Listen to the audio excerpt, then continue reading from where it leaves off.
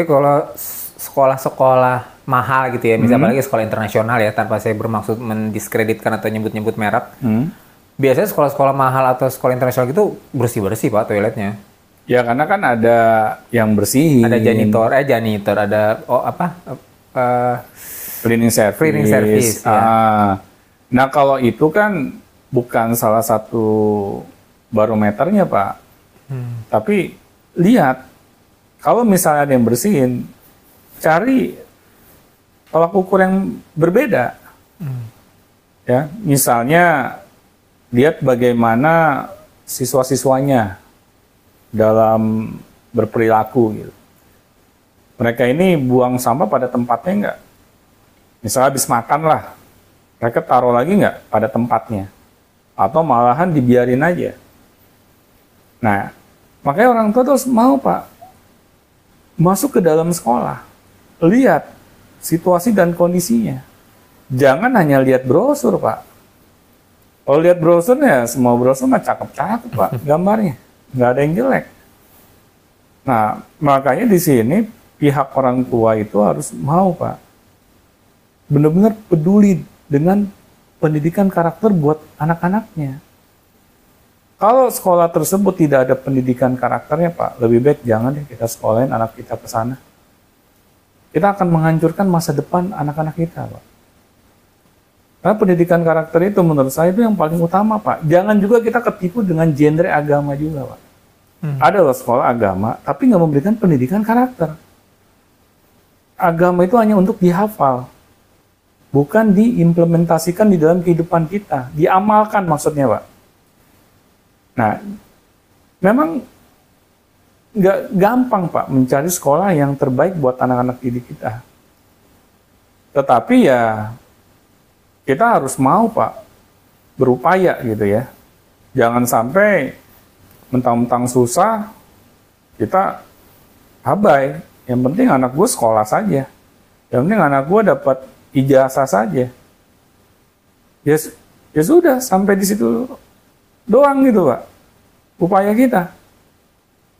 Nah akhirnya ya hal seperti ini dari Pak Api sebutkan di awal, tidak ada Pak yang namanya perubahan. Kita akan selalu jalan di tempat. Ya, jadi pendidikan karakter ini penting banget Pak, bukan hal yang main-main lagi gitu.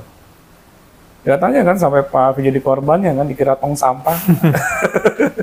Benar itu. Iya, jadi ya itulah Pak, kita harus berupaya gitu, mulai dari diri kita dulu. Nah kalau untuk sekolah, ya anggap lagi nih, saya kalau sekarang mungkin udah banyak macam-macam ya sekolah, kan ada juga ya bahkan yang menambahkan dirinya sekolah karakter gitu ya.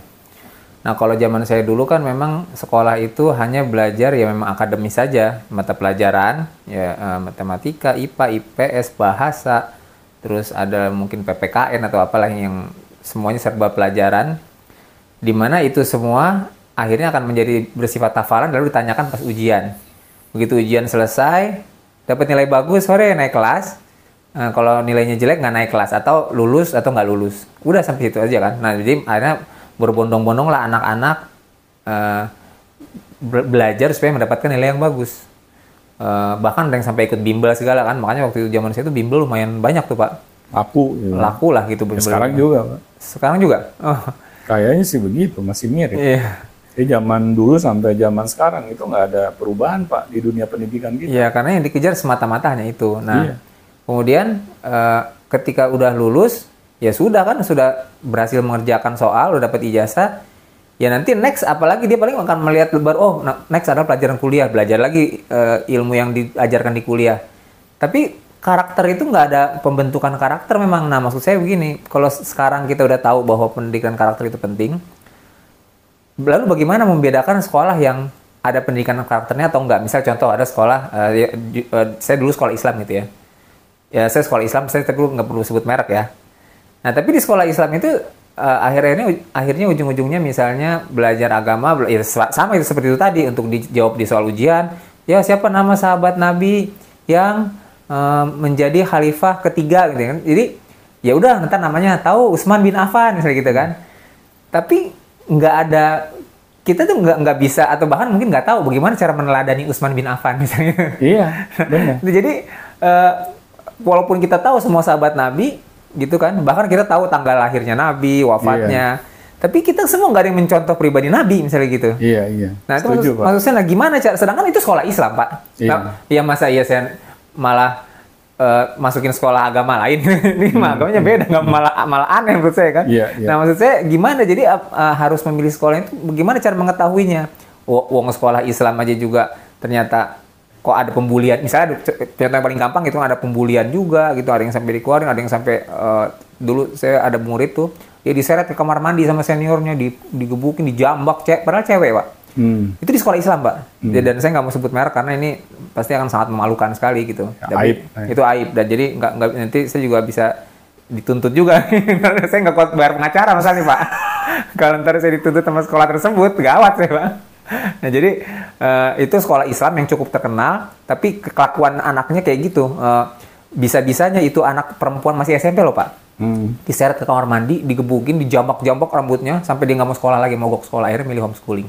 Nah maksud saya, nah gimana kan padahal orang tuanya anak-anak pembuli itu kan pengen masukin ke sekolah itu tujuannya supaya anaknya berakhlak baik. Ya. Itu kenapa jadi pada bajingan cilik begitu? Ya kembali lagi Pak ke tadi saya pernah sebutkan ya, bahwa ketika kita milih sekolah buat anak-anak kita ini, kita jangan tertipu sama genre sekolah ya, baik itu agama, sekolah alam, sekolah internasional, sekolah apalagi lah.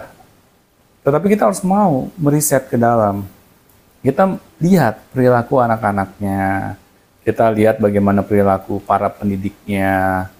Salah satu cirinya Pak, para pendidiknya ini murah senyum, ya. Terus mereka ini helpful, ya. Intinya ringan tangan lah, mau membantu, memberikan informasi misalnya apa yang dibutuhkan. Nah terus anak-anak didiknya juga sama Pak, perilakunya kayak para pendidiknya. Jadi nggak ada perbedaan gitu antara si pendidik maupun yang dididik. Mereka kayak punya satu sikap yang sama gitu. Ya memang butuh waktu Pak.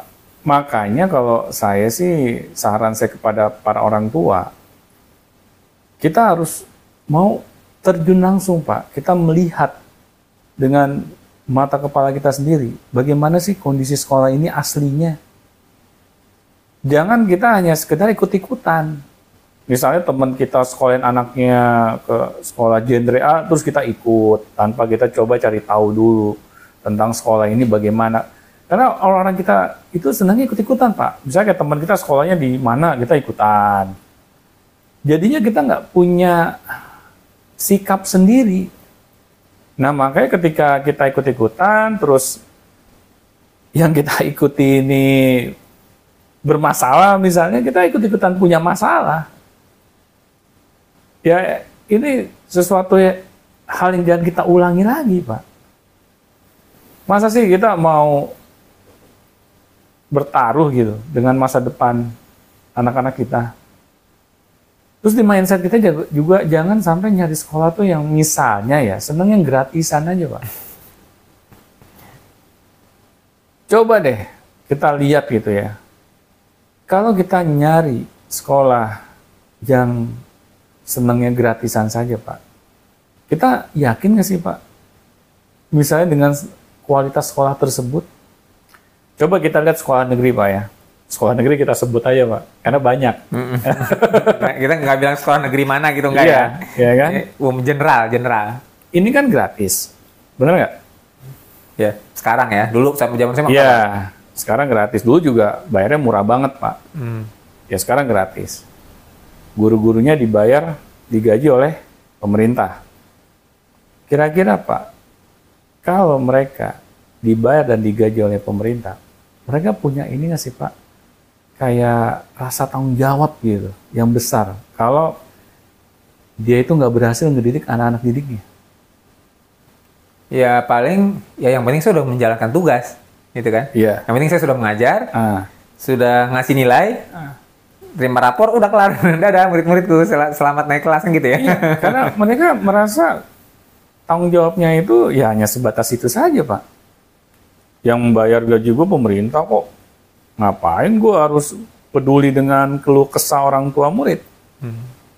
Kecuali mereka yang bayar gaji gue. Ya nggak? Ya, make sense. Masuk akal. Make sense kan? Nah, inilah Pak yang kita harus berhati-hati gitu. Jadi jangan sampai kita senangnya dengan genre sekolah gratis terus-menerus yang akibatnya anak kita Pak yang jadi bermasalah. Misalnya guru berbuat semena-mena karena mereka nggak punya tanggung jawab yang besar gitu terhadap anak-anak didiknya sendiri. Ya itu Pak yang harus kita pikirkan. Makanya jadi orang tua itu nggak gampang Pak. Apalagi kalau kita berbicara tentang pendidikan anak-anak kita ya, kita juga harus memulai dari keluarga kita juga Pak. Apalagi kalau kita tahu nih di sekolah nggak diajarin pendidikan karakter, di rumah juga enggak. Terus anak-anak kita mau dapat pendidikan karakter dari mana Pak? Ya. Nah ini makanya ya sekali lagi kita sebagai orang tua itu punya tanggung jawab yang besar Pak. Jadi pendidikan karakter anak-anak kita itu tergantung dari bagaimana orang tuanya memberikan pendidikan karakter itu kepada anak-anak mereka, Pak. Jadi untuk kesimpulan terutama untuk hal sekolah ya pendidikan, ya jangan terjebak sama, wah ini sekolah mau udah pasti bagus lah, mahal ya kan, internasional dan sebagainya.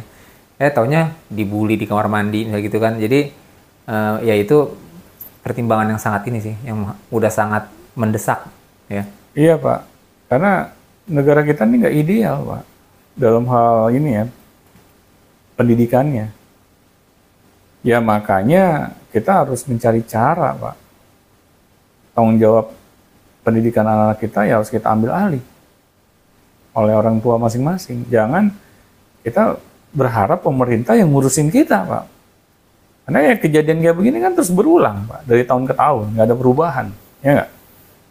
Nah jadi itu sih Pak, yang kita bisa sharing Pak ya. Oke, Sobat Beyond Education, semoga apa yang kita perbincangkan dari awal hingga akhir ini bisa kita petik manfaatnya ya. Karena tanggung jawab pendidikan karakter anak-anak kita itu tergantung dari orang tua mereka masing-masing. Jadi bukan lagi ini tanggung jawab pemerintah, bukan lagi ini tanggung jawab pihak sekolah atau pihak-pihak yang lain di luar diri kita. Karena anak-anak kita ini adalah tanggung jawab dari para orang tua mereka masing-masing. Mungkin itu saja yang bisa kami sampaikan. Assalamualaikum warahmatullahi wabarakatuh.